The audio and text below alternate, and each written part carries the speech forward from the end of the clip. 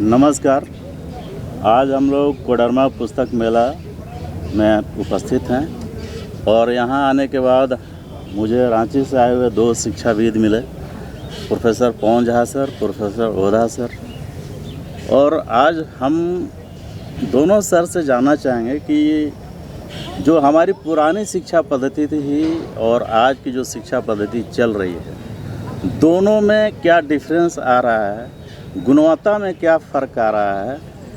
क्योंकि आजकल देखा जा रहा है कि शिक्षा तो प्रचार प्रसार बहुत हुआ है, लेकिन जो प्रोडक्ट आ रहे हैं ना, वो क्वालिटी प्रोडक्ट नहीं हैं। मतलब ऐसा लगता है कि पहले जो हमारे शिक्षा पद्धति से जो प्रोडक्ट आ रहे थे वो मतलब कुछ ज़्यादा व्यवहारिक थे, प्रैक्टिकल थे और संस्कारों से लैस थे। सर, आप क्या कहना चाहेंगे? बिल्कुल सही कहा आपने। शिक्षा पद्धति को अगर आप देखेंगे, अगर पहले से तुलना करेंगे तो कुछ बदलाव आया, कुछ सकारात्मक बदलाव आया है। पहले मैं ये चर्चा करूँ तो सकारात्मक बदलाव के रूप में अगर आप देखेंगे तो शिक्षा का प्रसार हुआ है जी। दूसरा, शिक्षा का माध्यम भी चेंज हुआ, अब ऑनलाइन पद्धति भी आ गई है जिससे आप सोशल मीडिया के थ्रू प्रसार कर सकते हैं। हाँ। इन सब के कारण शिक्षा का प्रसार प्रतिशत सब कुछ बढ़ा है, शिक्षित लोगों की संख्या बढ़ी है। हाँ। लेकिन जिस मानवीय मूल्य की और बात आप कर रहे हैं, अगर उसको देखा जाए तो उसमें मुझे नहीं लगता है कि हमने प्रगति की, बल्कि उसको देखा जाए तो हमने जो हमारी शिक्षा पद्धति होती थी संस्कार डालना, तो हम लगता है कि संस्कारहीन होते जा रहे हैं और मानवीय मूल्य से रहित होते जा रहे हैं। एक मशीनी तरफ हम ज़्यादा जा रहे हैं, जहाँ पर हमने पैसे के प्रति झुकाव लगता है कि क्योंकि वो शिक्षा, अब जो वर्तमान शिक्षा है उसका एकमात्र उद्देश्य रह गया है एक डिग्री लेना, और डिग्री इसलिए लेना ताकि वो आजीविका में सहायक बने। पहले भी आजीविका के लिए शिक्षा ली जाती थी, लेकिन साथ साथ शिक्षा के साथ साथ मानवीय मूल्य जरूर उसमें समाहित होते हैं। ये एक बहुत बड़ा परिवर्तन आया है और मुझे लगता है कि 15-20 सालों में ये ज़्यादा परिवर्तन आया है। और जिस तेज़ी से ये हो रहा है, ये चिंतनीय है कि कहीं ऐसा ना हो कि बिल्कुल भी ये शिक्षा जो संस्कार और मानवीय मूल्य थे वो लुप्त ही ना हो जाए, इसका खतरा हो गया है। यही मेरे विचार से यही है। बाकी सर से हम जानना चाहेंगे। सर ओधा सर, देखिए, आज से कुछ दिन पहले शिक्षा विभाग नाम था, शिक्षा विभाग, डिपार्टमेंट ऑफ एजुकेशन। अभी इसका नाम है रखा गया है मानव संसाधन विकास विभाग। जी जी जी। तो हमें पहला सवाल खड़ा होता है कि क्या मानव संसाधन है? जी। मानव कि तो चूँकि उसके अंदर एक सिर्फ हाड़ मांस का पुतला नहीं है, उसके अंदर भावनाएं हैं, दया है, क्षमा है, करुणा है, ममता है, मोह ममता, अरे इतनी सारी भावनाएं हैं। इन सारी भावनाओं को उन्होंने, वो उसका कोई महत्व नहीं है, उसका मार्केट वैल्यू नहीं है। मार्केट, हमारी जो स्किल है, हमारी जो दक्षता है, हम कितना है ना, हमारे अंदर की क्षमता को, जो इसको भौतिक क्षमता बोल सकते हैं, उसको बढ़ाने में सारा का सारा मतलब सिस्टम लगा हुआ है।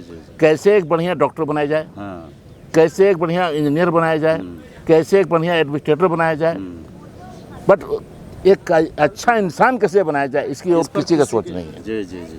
हम शिक्षा, क्योंकि उन्होंने पहले ही डिफाइन कर दिया है, मानव को वो ट्रीट कर रहा है एज संसाधन, है ना, और उसी अनुरूप काम हो रहा है। सारी योजनाएं, सारी कसरत उसी का अनुकूल हो रही है।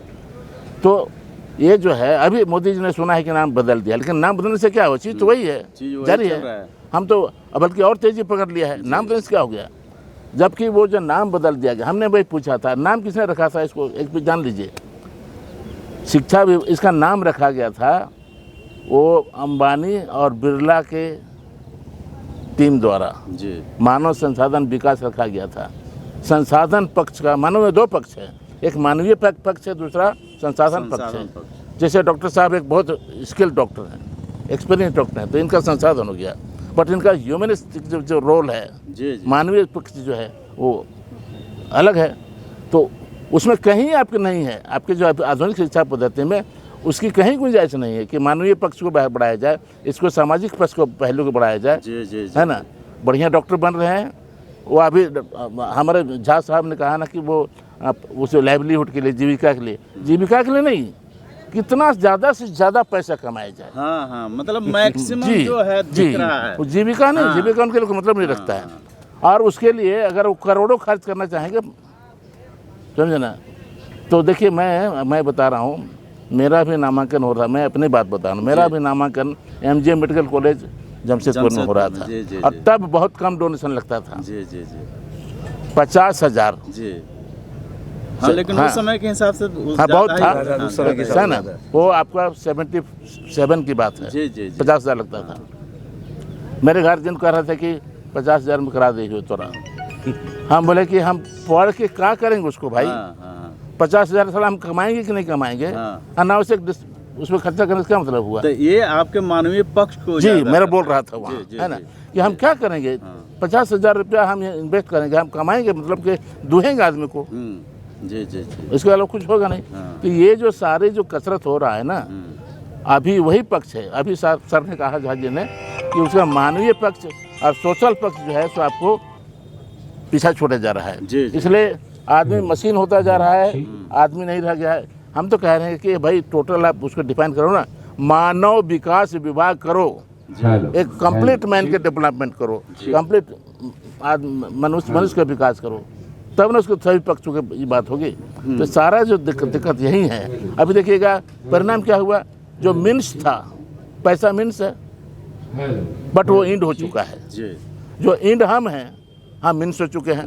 मेरा उद्देश्य ही है पैसा कमाओ, how to earn more and more and more, बस पैसा कमाओ, पैसा कमाओ। मतलब आपके कहने का मतलब कि हमारी पूरी शिक्षा पद्धति उसी तरफ जाए, बस पूरी शिक्षा पद्धति। मैंने मनुष्य का उद्देश्य पढ़ना उद्देश्य रह गया, पैसा कमाओ। तो इसका सर मतलब हमको ऐसा लगता है कि पढ़ने से इससे पैसा अगर नहीं मिले तो नहीं पड़ेगा, तब पढ़ना छोड़ देगा, बिल्कुल छोड़ेगा। अभी लोग कह रहे हैं ना, अब पढ़ के हम बेकार पढ़ लिए, नौकरी नहीं मिली। तो इसका सॉल्यूशन सर क्या हो सकता है? सॉल्यूशन देखिए, इसमें जो हम समझते हैं कि जो अभी कई लोगों से मैंने पूछा, एक डॉक्टर साहब हैं, मैंने पूछा कि डॉक्टर साहब बताइए प्रेमचंद, हम साइंस पढ़े हैं ना, हम नहीं जानते हैं उसको। लीजिए कट गए वो, साइंस पढ़े इसलिए प्रेमचंद जानना उनकी जरूरत नहीं है, जरूरत नहीं है, जरूरत नहीं उनको। जैसे प्रेमचंद ने समाज के लिए क्या किया, उससे मतलब ही मतलब नहीं है। प्रेमचंद को नहीं जानेंगे, वो आपके किसी संगीतकार को नहीं जानेंगे, है ना, किसी और कलाकार उसको नहीं जानेंगे। उनका बोले हम तो साइंस पढ़े हैं ना, हम नहीं जानते। ऐसे लोगों को काट दिया गया। तो हम सब ने कला पक्ष को भी हर सेक्शन में डालना चाहिए, कला पक्ष डालना चाहिए, बिल्कुल डालना चाहिए। मानवीय मूल्य जी, मानवीय मूल्यों की स्थापना करनी हो तो एक डॉक्टर को भी साहित्य पढ़ना चाहिए, है ना, संगीत भी उसको जरूर डालना चाहिए, है ना। मेरा तो कुछ मानना है। बहुत लोग बोलते हैं कि उसमें डाइवर्ट होगा, डाइवर्ट नहीं होगा भाई, वो भी बहुत जरूरी है। हम आदमी को खड़ा कर रहे हैं, डॉक्टर बना रहे हैं, कसाई नहीं बना रहे हैं। सही बात। आज इस वजह से शाम काम हो रहा है। इसलिए हम चाहते हैं कि शिक्षा तो सरल सहज हो रहा है जनता के लिए, लेकिन मानवीय मूल्य गायब हो रहा है। बिल्कुल असली आज वही देख रहे हैं। एक आदमी तक शिक्षा पहुंच गया है, उसमें कोई प्रसार ज्यादा हुआ, लेकिन प्रसार हुआ लेकिन मानवीय मूल्य, शिक्षा का जो असली पहले हम लोग मीनिंग जाते थे तो सब बड़े बुजुर्ग का पैर छू के पास, जो छोटा मिलता था पैर छू के प्रणाम करता था।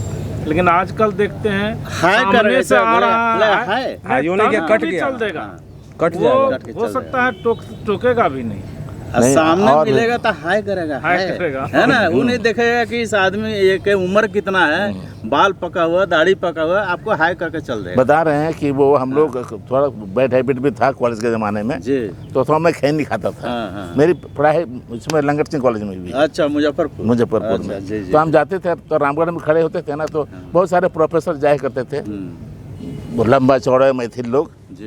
तो वो लोग एक बार खैनी ठोक रहा था, तो हम खड़ा होकर देख रहे थे, कैबो बउआ। हमरा तो मन कर रहा है कि हम क्या बोले, हमने नहीं सर, हम नहीं खाते, है ना, मन मार के हाँ नहीं बोले, मना कर दिया। ये उनके प्रति ये है। अभी जाकर मैं मांग लेगा, तो मांग लेगा, हो सकता है ये भी पूछेगा सिगरेट वगैरह है क्या सर। हाँ वो ये भी पूछ सकता है, बोले हम सिगरेट पीते हैं, ऐसा है। तो ये जो एक थोड़ी सी हया शर्म थी ना, वो थी बची, वो खत्म हो गई। आज जो लड़के जो है वही कहेंगे, वो तो हैरत होती है, प्रेमचंद तो हम साइंस पढ़े हैं ना, हम नहीं जानते ले पूरी दुनिया से। इसलिए हम चाहते हैं कि वो कला पक्ष को शामिल किया जाए हर सेक्शन में। साहित्य कला। अब हम अपनी थोड़ा सा एक अनुभव पंकज जी बता रहे हैं।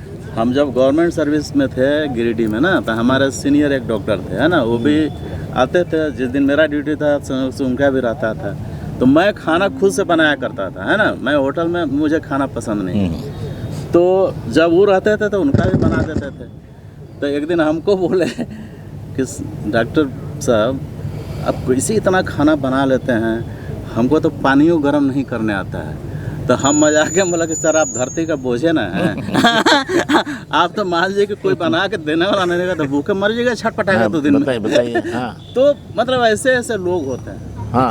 मतलब खाना बनाना लगता है कि खाली औरतों का काम है, ये उनके दिमाग में बैठा हुआ है ना। अरे खाना हर आदमी को बनाने आना चाहिए। बिल्कुल। क्या आप क्या सोचते हैं सर? नहीं, वही कर रहा हूँ, आना चाहिए। जैसे मैं अपने घर में खाने के बाद अपना थरिया धोता हूँ। कई लोग बोलते हैं अरे हम धोएंगे ना, रुकिए ना, हम धोएंगे तो तुम कहे धोएगी भाई, हम खाते हम धो रहे हैं। वही बात बहुत बात हिंदी में कहता स्वावलंबी और परावलंबी। मोहल्ले वाले बोलते थे कि पर आश्रित हो जाता है हर चीज के लिए, उसको परावलंबी। और जो हमको अपना जरूरी का कम से कम खाना पीना, बाथरूम जाके साफ सुथरा करना, ये सब स्वावलंबी होता है। कह रहे कि महात्मा गांधी ने क्या कहा था, आधुनिक शिक्षा में जोड़ना चाहिए। कस्तूरबा को वहाँ से हटा दिया था, बोला कि बाथरूम साफ करना है, तो कचरा बोले हम साफ नहीं करेंगे। उन्होंने घसीट करके निकाल दिया बाहर, तुम यहाँ रहने लायक, तुम रहने लायक नहीं है, यहाँ बाहर जाओ, साबरमती में रहने लायक तुम नहीं है। तो मतलब मिला जुला के मुझे लगता है सर, आप लोग अभी दोनों आदमी के यही विचार है जी बिल्कुल कि हमारी शिक्षा पद्धति टेक्नोलॉजी पर जरूर ध्यान दे रही है, लेकिन मानवीय मूल्यों को प्रसार पर ध्यान दे रही है, टेक्नोलॉजी पर ध्यान दे रही है, लेकिन सब कुछ मानवीय मूल्यों पर ध्यान दिया, संस्कार पर ध्यान नहीं दे रही है, जिसको स्थापित करना। और जब तक हम लोग शिक्षा को संस्कार से नहीं जोड़ेंगे जी, तो हम एक अच्छे समाज की कल्पना नहीं कर सकते। बिल्कुल। क्या आप लोग सहमत हैं? बिल्कुल सहमत हैं। चलिए, धन्यवाद।